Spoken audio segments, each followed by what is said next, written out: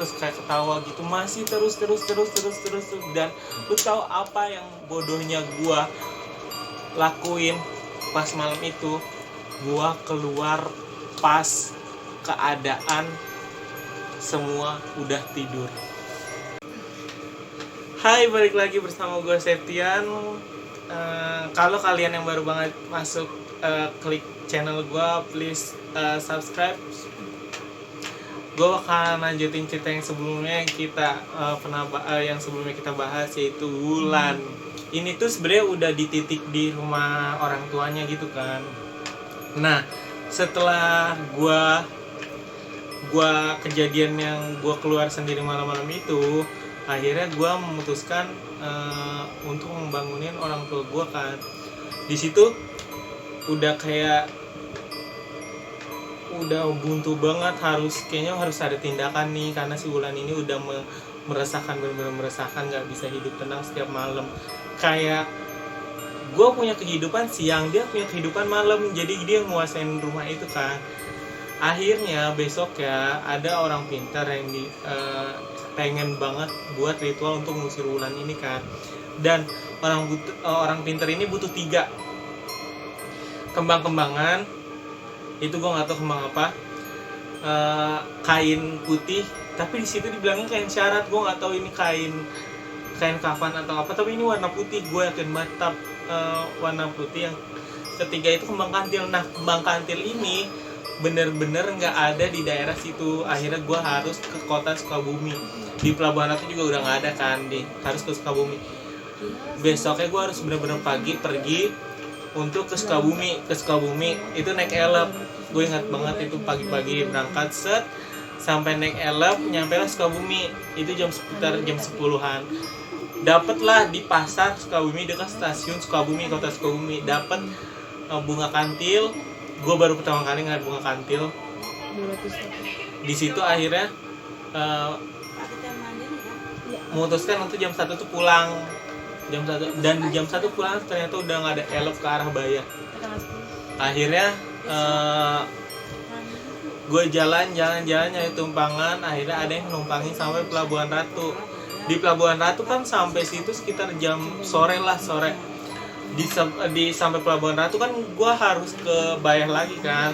Gue nggak bisa skak di Pelabuhan Ratu aja. Akhirnya gue ke Karanghau. Gue di situ untuk menunggu kayak biasa lah, semen merah putih.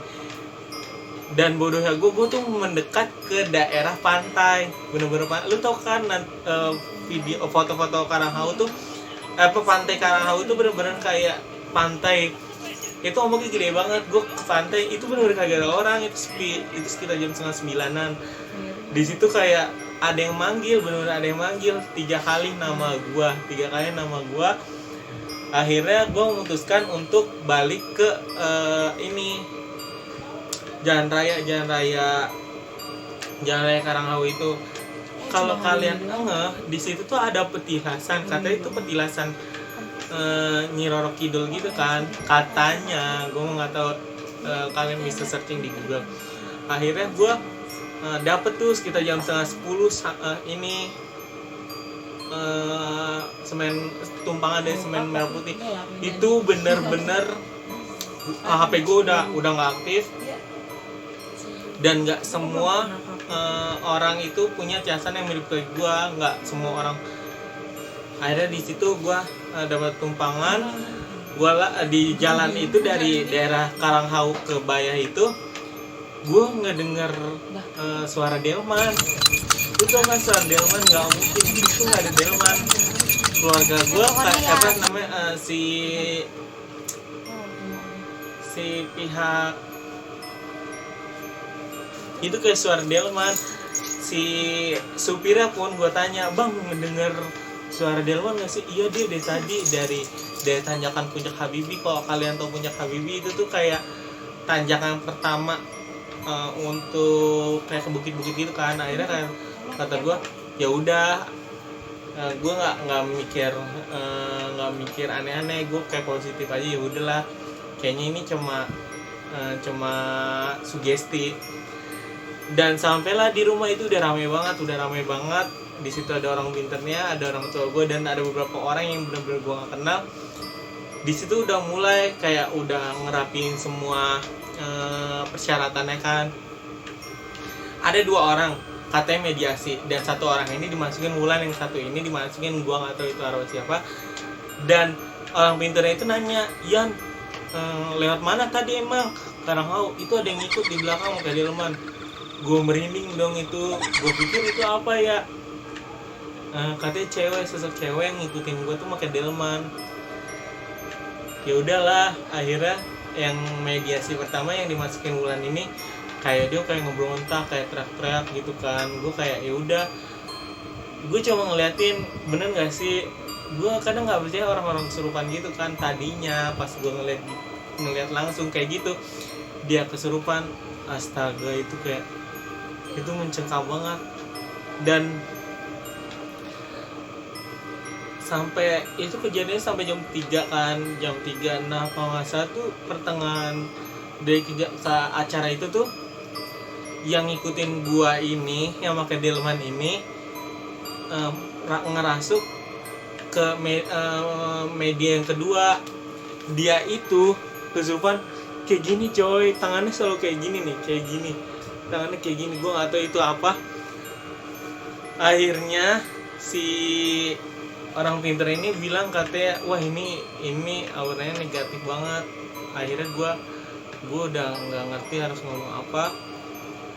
Besoknya tuh tetap mencengkam. Ini lebih mencengkam karena setiap malam itu selalu ketawa si Wulan dan anak-anaknya. Gue memutuskan untuk kayaknya gue harus keluar dari sini, gue harus tidur tempat lain. Akhirnya gue tidur di warungnya itu sebenarnya dari kayu kan. Warung itu kayak ya udah gue tidur. Nah di kamar itu di warung itu gue benar-benar kayak lebih nyaman di warung itu. Gue nggak pernah diganggu apapun, gue kayak nyaman aja. Terus gue memilih untuk tidur di situ untuk berapa minggu ke depan. Dan diri gue lebih nyaman, diri gue lebih kayak tenang gitu. Nggak sampai sini, tenang bun, masih panjang ceritanya, masih ada episode 1 lagi yang harus kalian tahu. Ini perpindahan dari rumah 1 ke rumah 2, dan di rumah 2 ini lebih mencengkam, dan ini menurut gue tuh udah nggak wajar banget. Sekian cerita dari gue untuk Wulan episode kedua. Jangan lupa like, comment, and subscribe. Kalau kalian suka video ini tolong share di mana aja. Thank you so much, arigatou gozaimasu, terima kasih.